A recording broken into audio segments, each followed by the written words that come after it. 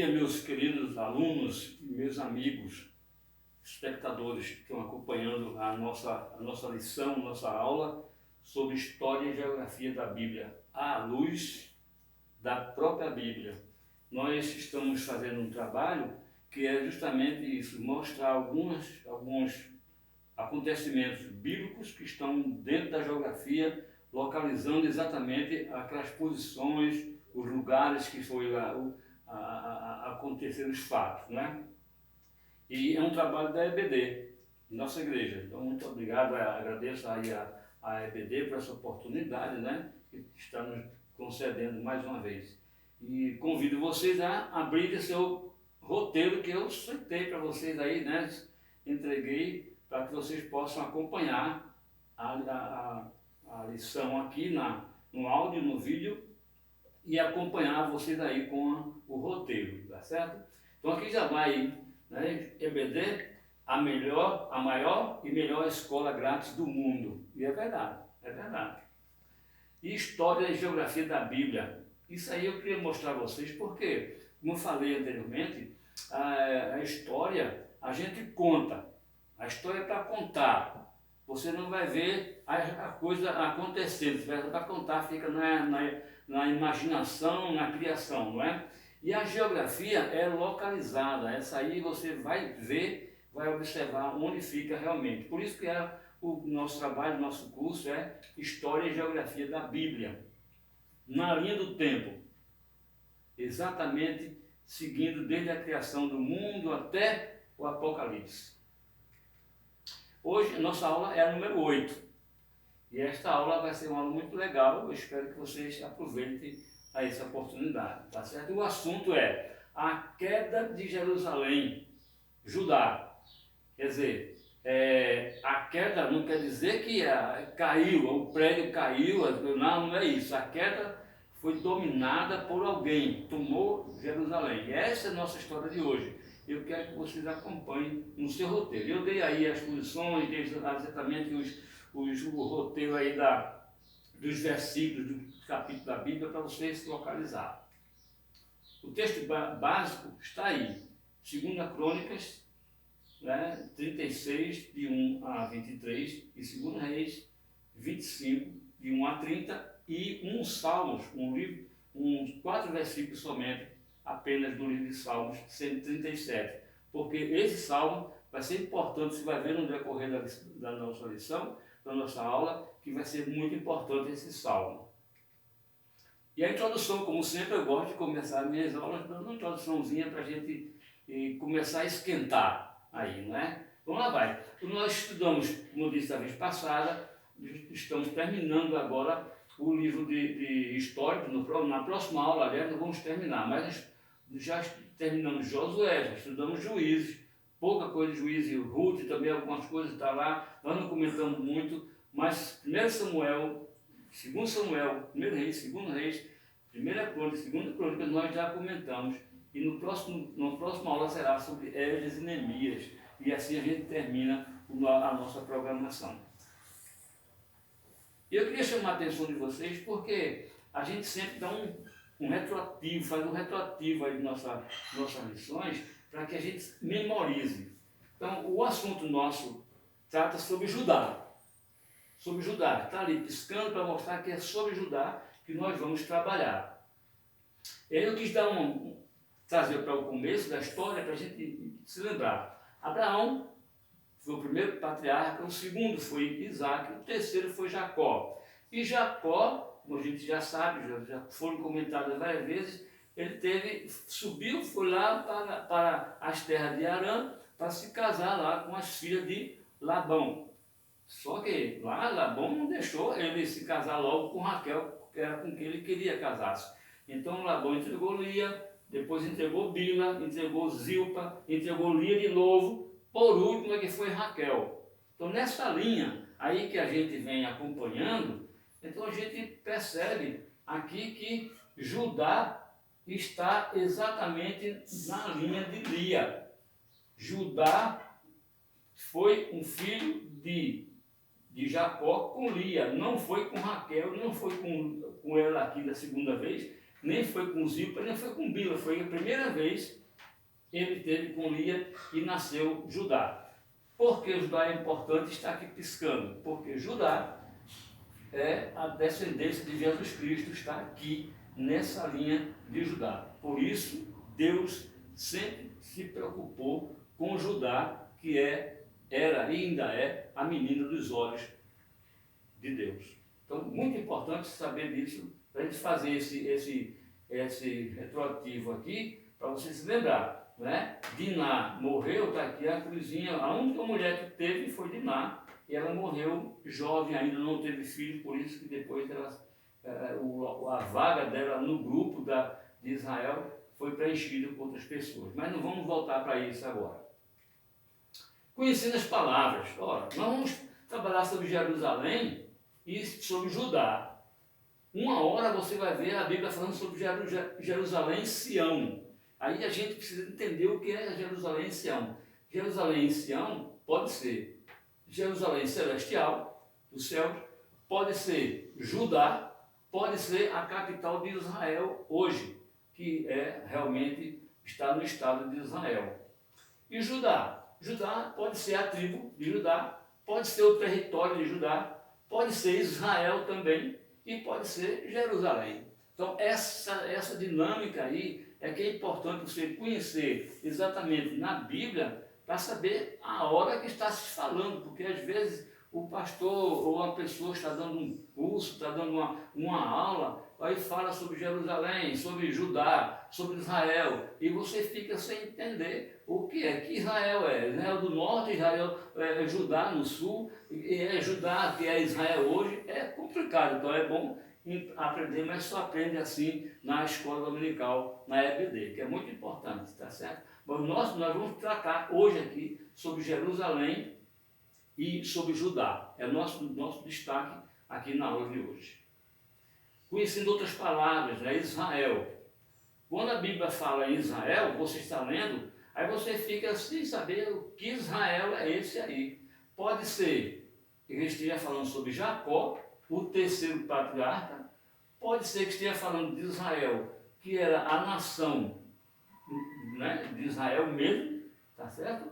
Os filhos de Israel, aqui fossem Jacó e os filhos dele, os 12 filhos dele, pode ser. E pode ser também que esteja falando sobre o reino do norte.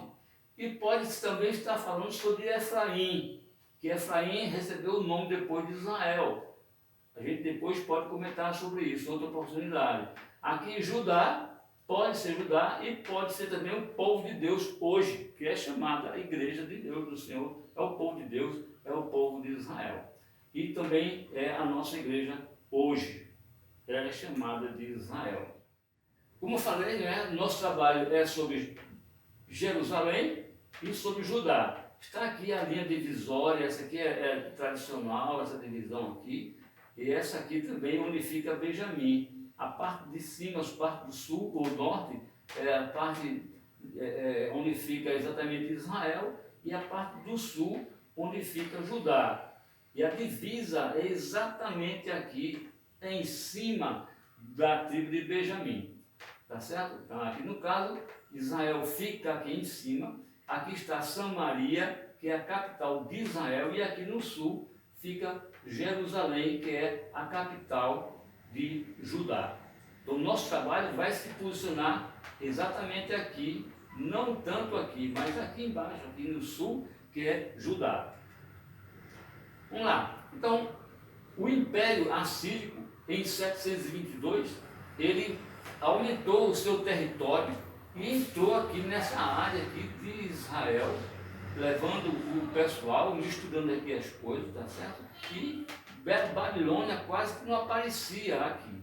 Porque Babilônia estava exatamente no controle da Síria ainda, no domínio da Síria. Só que depois a Babilônia levantou-se e o seu império se tornou forte.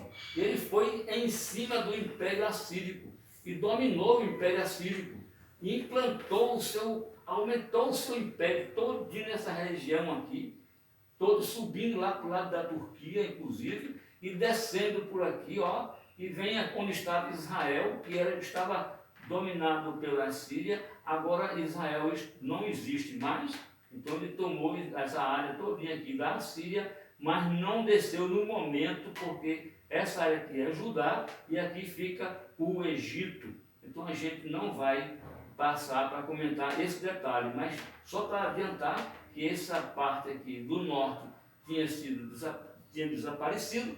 Eles foram misturados, a doutrina, a teologia, toda a idolatria foi implantada aqui dos assírios e acabou-se realmente o norte, o Israel que ficava no norte, só o Judá prevalecendo. E aqui está a cidade de Jerusalém, que é uma foto atualizada. A queda de Jerusalém é nosso assunto hoje. Ela também se chama Sião. Como eu falei antes, pode ser Jerusalém hoje aqui, a cidade, pode ser Jerusalém celestial, depende do que a Bíblia está traduzindo naquele momento, naquela hora que você está lendo a Bíblia. Então aqui chama-se Sião também, hoje Jerusalém chama-se Sião, aqui em Israel. Então aqui nós vamos mostrar que aqui essa foto aqui atualizada não faz parte de nossa história hoje, porque nossa história já vai muitos anos passados. Então aqui vem. Nabucodonosor entrou aqui em Judá, em Jerusalém especialmente, para tomar essa área, e deixou lá, né? Encontrou Jeoacás reinando lá em Jerusalém, então ele permitiu que Jeoacás ficasse reinando em Jerusalém. Não, fica aí reinando e você vai pagar o seu tributo lá à Babilônia. Estipulou o valor correto para ele pagar mensalmente ou anualmente essa importância para a Babilônia. E depois de um certo tempo, aí aqui está, ó, Jeoacás não foi legal com Babilônia. Jeoacás começou a negociar com o Egito e acabar não mandando o imposto para a Babilônia. O que aconteceu com isso aí? Nabucodonosor lá na Babilônia soube desse detalhe. Então ele voltou aqui, veio quente, com raiva, zangado mesmo, e entrou de novo aqui em Jerusalém e destronou Jeoacás e colocou Jeoaquim, que era irmão de Jeoacás, todos dois filhos do rei Josias. O rei Josias já tinha falecido em 609.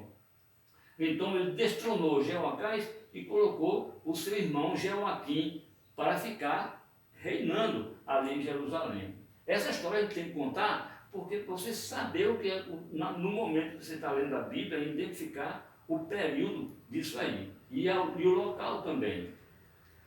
E Nabucodonosor levou então, primeira leva, ele foi lá, pegou o pessoal, levou o profeta Daniel, que naquela época era um jovem, muito jovem, 18, 17 anos ainda, tá? E levou também algumas pessoas que estavam lá na área. Ele levou já para a Babilônia, começando assim, já iniciando aí o cativeiro de Judá, ou seja, daquela área toda do sul, conforme eu mostrei no mapa.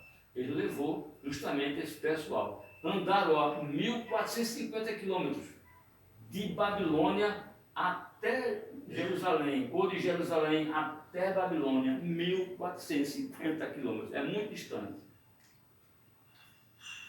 Jeoaquim também não foi legal com Babilônia, começou a negar e a não mandar o seu imposto devido. 10 anos depois, vem a segunda investida de Nabucodonosor lá em Jerusalém. O que foi isso aí? Nabucodonosor chegou em 1956, antes de Cristo, também tudo antes de Cristo, né? Essa nossa aula era sobre antes de Cristo. Nabucodonosor voltou a Jerusalém, destronou Jeoaquim e deixou Joaquim, o seu filho de Joaquim, de Jeoaquim, né? Ele ficou então reinando nesse lugar. Um detalhe que Jeoaquim foi um péssimo rei, não somente para a Babilônia, mas também para o povo de Israel. Ele foi horrível. Todos as pessoas com quem ele lidava era com uma grosseria tremenda, com a própria população. Politicamente ele foi um zero, foi negativo. Assim que Nabucodonosor, quando voltou, que destronou Jeoaquim, mataram Jeoaquim e jogaram o corpo dele por cima dos muros de Jerusalém, e os arbustos, né, comeram lá, os urubus comeram as carnes dele. De tão rico ele era, não merecia nada. Foi horrível. Quem conta bem direitinho essa história é Jeremias no seu livro. Pode procurar e vai encontrar. Então ele deixou Joaquim aqui reinando. 3 meses depois ele soube lá em Babilônia que também Joaquim não estava cumprindo com o seu acordo de mandar o seu imposto lá para a Babilônia. O que aconteceu? Nabucodonosor voltou a Jerusalém, destronou Joaquim e deixou Zedequias como rei lá em Jerusalém. Joaquim, um detalhe, Joaquim faz parte da genealogia de Jesus Cristo. Esses outros não fizeram parte da genealogia de Jesus, mas Joaquim fez. E o que aconteceu? Nabucodonosor, na segunda leva, levou o rei Joaquim para ficar preso lá na Babilônia. Levou também o profeta Ezequiel. Olha aí, Ezequiel, quando chegou lá, naturalmente encontrou-se com Daniel, não sei, né, pela idade deles, e encontrou-se com ele, com certeza encontrou-se. Então, além de levar Ezequiel e Joaquim, ele levou também várias pessoas que estavam ali em Jerusalém, na área de Judá, tudo. Ele levou uma quantidade muito grande de gente. Então, como ele deixou Zedequias também não estava cumprindo com o acordo com Babilônia, de mandar o seu imposto. O que aconteceu? Lá vem de novo aqui, ó, a terceira investida contra Jerusalém, 10 anos depois, em 586 a.C., Nabucodonosor voltou a Jerusalém, destronou Zedequias. Aqui foi horrível. Aqui Nabucodonosor mandou um oficial dele, Nebuzaradã, fazer o serviço. Que serviço foi feito? Matou os 2 filhos de Zedequias na vista dele, depois furou os olhos, os 2 olhos de Zedequias, deixou ele cego e deixou então Gedalias governando. Foi o último rei de Israel, de Judá, foi Zedequias. Se alguém perguntar a você qual foi o último rei de Judá, pode dizer e acertar que foi Zedequias. Jerusalém ficou arrasada.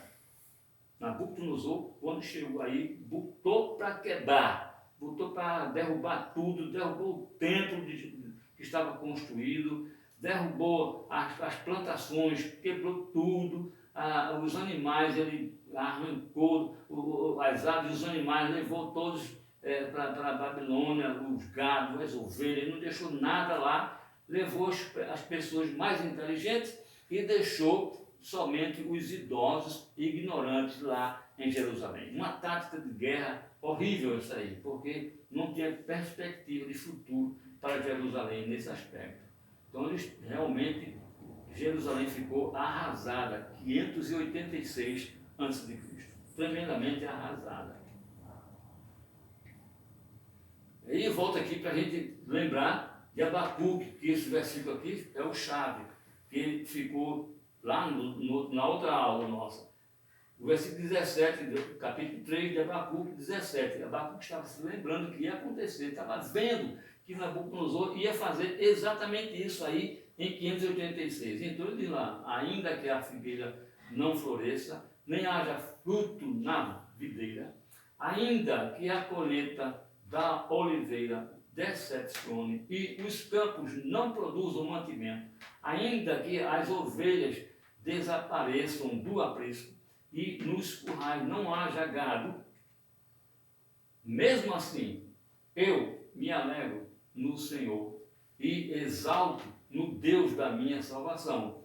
O Senhor Deus é a minha fortaleza, Ele dá aos meus pés a ligeireza das costas e me faz andar nas minhas alturas. Esses 3 versículos foram de Abacuque, vendo que era isso que ia acontecer. Isso ele disse em 605. Aqui está acontecendo em 586. Quase mais de 20 anos já se vai aí. Então, Nabucodonosor, a terceira e última leva, ele levou Zedequias cego pela estrada aqui afora, pelos desertos aqui afora, com uma boa quantidade de pessoas, o restante de Jerusalém, de Judá, aquele povo todinho, juntou tudo e levou a nata, o pessoal mais inteligente, e deixou somente os velhos, os velhinhos, os idosos, né? Lá, os doentes, ele não levou nada, deixou lá, todos. Levou os inteligentes, os sábios, né? Levou todos. Então lá, Zedequias morreu lá no cárcere, não é? Judá no cativeiro, por 70 anos. Aí aqui, meus irmãos, esse que é o miolo da nossa aula, é o coração de nossa aula. Judá no cativeiro por 70 anos, conforme diz a Bíblia, né? Que Deus planejou exatamente isso, 70 anos. Então Judá está lá no cativeiro. Eu gosto muito de, toda vez que falo sobre essa história, eu gosto de citar aquele poema de Gonçalves Dias, né? Ele estava em Coimbra, lá em Portugal, e lá em Coimbra ele sentiu saudade do Brasil, sabendo que lá em Coimbra não tinha aquelas coisas que tinha aqui no Brasil, nas plantações, nas matas. Ele era do Maranhão, né, em 1847, então ele acordou-se certo dia da noite e começou a escrever um poema. E o poema, o título é Canção do Exílio, Gonçalves Dias. Lindo o poema. Ele começa assim, ó: minha terra tem palmeiras, onde canta o sabiá. As aves que aqui gorjeiam, não gorjeiam como lá. Nosso céu tem mais estrelas, nossas árvores têm mais flores, nossos bosques têm mais vida, nossa vida mais amores. Em cismar sozinho à noite, mais prazer encontro eu lá. Minha terra tem palmeiras, onde canta o sabiá. Minha terra tem primores, que tais não encontro eu cá. Em cismar sozinho à noite, mais prazer encontro eu lá. Minha terra tem palmeiras, onde canta o sabiá. Aí, terminando esse poema de Gonçalves Dias, a gente volta para o assunto bíblico. Aí no assunto bíblico, a gente compara isso que aconteceu com Gonçalves Dias, lá em Coimbra, como tivesse sido também um exílio, tivesse lá cativo, lá em Coimbra, como também é o povo de Deus aqui em Babilônia. Então, o Salmo 137, de 1 a 4, ele tem um título: Saudades da Pátria. Que pátria era essa? Sião, ou seja, Jerusalém. O pessoal estava aqui, ó, eles estavam aqui acampados, aqui ao beiro do rio Eufrates, estavam aqui cativos aqui em Babilônia, mas nesse dia eles estavam todos aqui reunidos e foram fazer um culto aqui. E nesse dia, então, vamos ver o que aconteceu. Aí o versículo diz assim: às margens do rio de Babilônia, nós nos assentávamos e chorávamos, lembrando-nos de Sião. Beleza, mas ele começou a chorar e se lembrando, né, de que realmente estavam com saudade de Jerusalém. Estão todos aqui, ó, eles estão todos aqui à beira do rio de Eufrates. Aí a gente vê esse canto, belíssimo canto de Sérgio Lopes. Acompanhe, compare. Quando em cativeiro te levaram de Sião, e os teus sacerdotes prantearam de aflição, foi como morrer de vergonha e dor. Caminhava triste o povo forte do Senhor a Jerusalém, porque deixaste de adorar o Deus vivo que em tantas batalhas leste ajudou. Chora Israel, num lamento só. Talvez Deus se lembre do bichinho de Jacó. Chora Israel, Babilônia não é teu lugar. Clama ao teu Deus, Ele te ouvirá. Do inimigo te libertará. Chora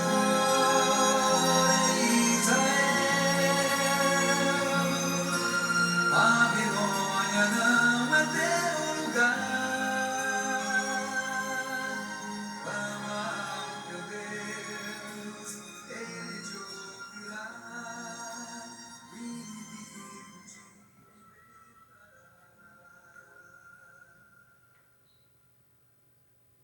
Não parece? A história não é essa mesmo? É verdade. Eles estavam lá na Babilônia, sendo cativos. Então, comparando com esse cântico, né, que foi tão bonito, tão bem feito, Sérgio Lopes cantando, comparando eles lá, podiam chorar, porque eles estavam lá pagando realmente um preço de uma coisa que tinham cometido anteriormente. Agora, eu chamo a atenção dos irmãos e meus amigos. Coloquei ali uma setazinha piscando aqui, ó, também para Jerusalém. O cântico de Sérgio Lopes foi para a Babilônia. Babilônia não é o teu lugar, mas não é só Babilônia. Aí eu queria aproveitar a ocasião para a gente mandar uma mensagem para os irmãos, não é? É também o Egito. Quando Israel estava escravo aqui no Egito, ele foi libertado por Moisés, Deus libertou o povo e Moisés trouxe o pessoal por aqui. Acontece que, né, nesse aspecto aí, a gente vai entender teologicamente que aquele lugar do Egito também não era o lugar deles. Saia daí, saia daí. E esse saia daí a gente traz para nós, né, o comportamento humano, que em certas ocasiões está em lugar errado, não é o seu lugar ali, em especial os servos de Deus, o Israel, está em certos lugares que não é dele, ele está ali, né? Mas Deus está, então, ao lado deles. Deus não desprezou de forma alguma, mas não é o seu lugar. Saia daí, saia daí. Então, como também ele disse, Sérgio Lopes falando aqui, chora Israel, Babilônia não é o seu lugar. Egito também não foi o lugar deles, né? E trazendo para os nossos dias, hoje é assim. Então, Isaías, escrevendo lá, no verso 54, de 7 a 8, ele diz, por breve momento te deixei, mas com grandes misericórdias torna a acolher-te. Quer dizer, Deus realmente está presente, Ele está assistindo a hora que nós estamos ali, até pecando naquele lugar que não é dele, ele não quer a gente ali, mas ele não nos libera, ele fica ali olhando, vendo o seu filho, o seu servo pecando, mas sai daí, aí não é o seu lugar, porque a misericórdia de Deus é maior. Está no versículo 7. Versículo 8, então, já voltando agora no capítulo de Salmos 37, no versículo 2 em diante, só para fechar o versículo, os versículos, né? Então diz lá no versículo 2, nos salgueiros que lá havia, pendurávamos as nossas harpas. Quer dizer, Israel está aqui à beira do Eufrates, com as suas harpas penduradas, eles foram louvar Deus, foram cantar, foram fazer um culto, mas estavam no lugar errado, aqui não é deles. Nesse assunto aí, Deus então, para receber esses louvores nessa situação, fica complicado. Então, nos salgueiros que lá havia, eles não tinham condições de jeito nenhum para louvar. E ele continua, pois aqueles que nos levaram cativos zombavam e nos pediam canções. Ora só, Algumas pessoas estavam ali em pé, olhando e morrendo de rir, porque eram babilônicos, naturalmente, mangando deles para que eles cantassem. Toca, toca a harpa, canta, canta ao Senhor, não é? Mandando-os fazerem isso. E os nossos opressores diziam que fôssemos alegres e que cantássemos alguns dos hinos a Sião. Difícil, muito difícil a situação nessa hora para cantar, ser alegre e cantar no lugar errado, numa situação errada, numa hora errada, onde Deus não quer que a pessoa fique aí. Então, Sérgio Lopes cantou bem. Babilônia não é o teu lugar. Não tinha condições. Ele continua no outro versículo. Como, porém, havíamos de entoar um hino ao Senhor em terra estranha. Meus irmãos, isso é muito sério. Por isso que eu queria fechar esse nosso assunto com isso aí, mostrando que a gente às vezes está em lugar errado, pensando até, julgando que é ali mesmo, está gostoso, como estava no Egito, tinha carne boa, tinha todo tipo de comida, fartura, depois Deus mandou eles para o deserto, passaram fome, depois Deus mandou comida para eles, né? Então isso aí mostra, é o nosso dia a dia, a história é a nossa história, a minha história e a sua história também, é a história de todos nós. Como, porém, havíamos de entoar um hino ao Senhor se estamos num lugar errado? Não tem condições. É para você, meu aluno, que pensar nesse detalhe, tá certo? Então vem aqui, Deus está em cima, lá em cima, né? Por breve momento te deixei, mas com grandes misericórdias torno a acolher-te. Esse versículo de Isaías é belíssimo e mostra e reflete exatamente essa situação difícil que a gente está, se encontra no momento, numa hora errada, no local errado, tudo errado, mas Deus não nos libera. Ele fica ali oferecendo a sua misericórdia para cada um de nós. A próxima aula nossa, 70 anos depois do cativeiro, aí vem o retorno para casa. Aí, meus irmãos, eu convido você a, na próxima semana, continuar assistindo, que é uma sequência, não é? Aí vamos ver em 70 anos o que aconteceu realmente com Israel nesse retorno, que é outra história belíssima que está na Bíblia Sagrada e que a gente precisa acompanhar, precisa aprender exatamente o que significa essas coisas. Agradecemos a vocês, participação de todos. Continue lendo a Bíblia, lendo Jeremias, que eu mandei ler, você ler aí, Jeremias do capítulo 1 até o capítulo 7, você vai entender tudo que a gente acabou de falar aqui agora. Oremos. Misericordioso Deus e Pai, nós te damos graças, Senhor, porque mesmo com os nossos pecados, mesmo com as nossas dificuldades, mesmo com as nossas mazelas, mesmo, Senhor, com todos os nossos problemas, Tu não tens abandonado a cada um de nós. Tua misericórdia profunda para nós, Senhor, e nós te louvamos por isso. Te pedimos que essa aula sirva de exemplo para cada um e que nós possamos se entregar a cada um a tua vontade e fazer aquilo que tu queres, a colocar cada dia os passos no caminho que tu estabeleceste para cada um. Fica conosco, ó Deus, nós te agradecemos por tudo, te pedimos por todos os nossos alunos, pela nossa escola dominical, pela EBD, te pedimos também pelo nosso pastor, pedimos por Vanessa, te pedimos todas as pessoas que precisam da tua ajuda nessa hora, Senhor. Te pedimos agora pelos doentes da tua igreja. Fica conosco, em Cristo nós te agradecemos e te pedimos tudo.